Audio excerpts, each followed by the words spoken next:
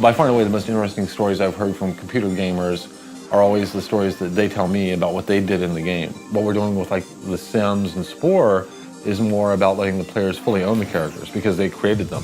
You start as a little cellular organism. You know, a blob with eyeballs stuck on it whose only need in the universe is to eat, and eating makes him grow. The challenge is to evolve, and you create your species at every stage of its evolution. Once you crawl out of that environment onto land is where Creature Game picks up. Now you're in an entirely 3D space. You have this amazing editor basically allowing you to make anything you want. Depending on what you make, you can be faster or slower, you can be carnivorous, omnivorous, a very social creature or a very aggressive creature. Once you've succeeded evolving, you move to a tribal stage. In Tribe, you stop controlling an individual creature and start dealing with the creature as a social group. You can recruit and socialize with other tribes or attack them. As you explore further and further away from your starting nest, you find more and more difficult creatures or more elaborate creatures to fight. Ultimately, you're trying to kind of become the most successful tribe, growing your population to the extent that it takes on a culture. Lots of the games let you destroy.